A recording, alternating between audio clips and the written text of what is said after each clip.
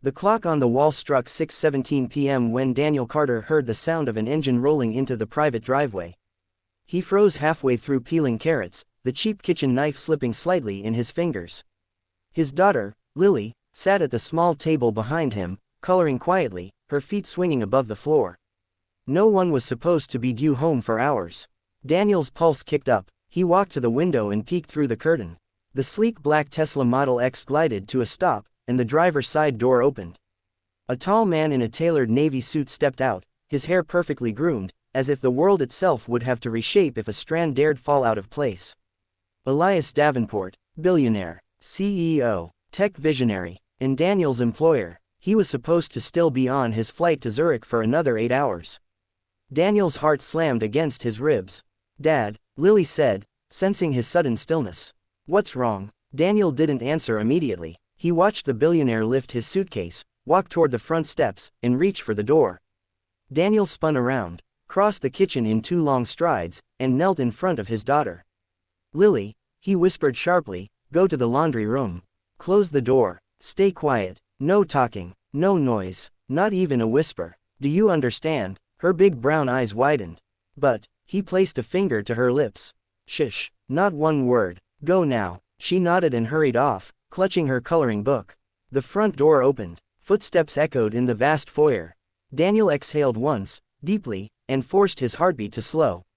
He wiped his hands on his apron and walked out of the kitchen, trying to appear calm. "Daniel," came a familiar voice, smooth, controlled, curious. "Why is the house so quiet?" Daniel stepped into view. "Mr. Davenport, I wasn't expecting you home tonight." Elias set down his suitcase and loosened his tie as though nothing was amiss. The conference was pointless, could have been done over a 10-minute call. He looked toward the living room. "Where's Noah?" "Noah, Elias's son, 9 years old, quiet, smart, lonely." "Upstairs," Daniel replied. "He's just finishing his homework." Elias nodded and headed toward the stairs. Daniel followed, feeling pressure build behind his ribs like the house was shrinking around him. Halfway up the stairs, Elias stopped and turned. "Daniel," he said quietly, eyes narrowing just slightly. "Is something wrong?" Daniel swallowed. "Sir," he said softly, "we need to talk. Now." Elias stared at him, expression unreadable. Then he motioned toward his office. They stepped inside, and Elias closed the door behind them. "What is it?" he asked. Daniel's next words came out low. Controlled, but urgent. "Sir, there were people here earlier today." Elias stilled. "Who?" "2 men. I didn't recognize them. They came in a black sedan, no plates. They didn't knock. They tried the lock first." A flicker of something, fear, recognition, or rage, crossed the billionaire's face. It was gone as fast as it came. "And my son?" Elias asked. "He was safe," Daniel said. "I got him to the basement panic room before they reached the door. They left after about 5 minutes. Didn't break the glass, didn't force entry, but they were checking the place. Watching." Elias walked to the window and stared out across his manicured lawn, the city skyline shimmering beyond it.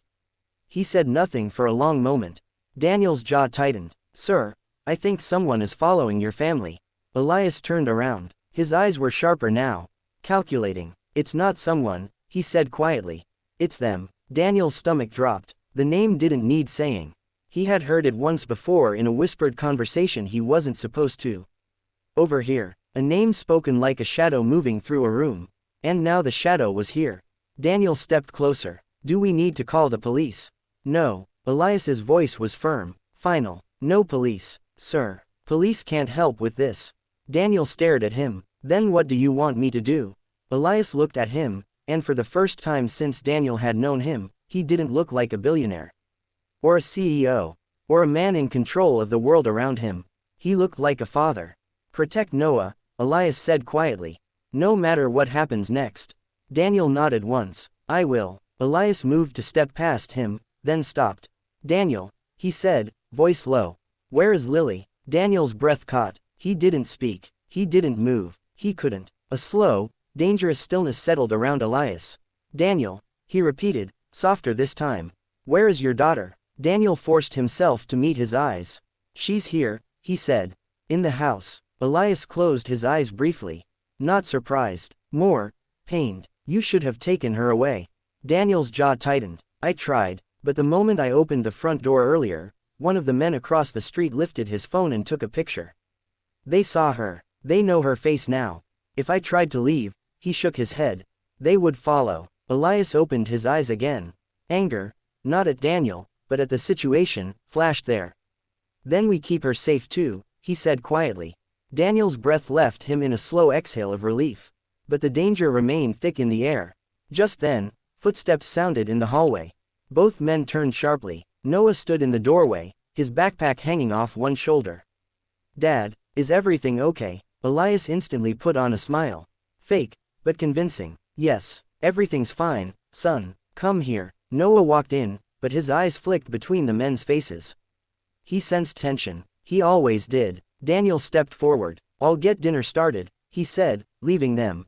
But the instant he stepped into the hallway, he stopped. The front door was open. Just an inch. It hadn't been open before.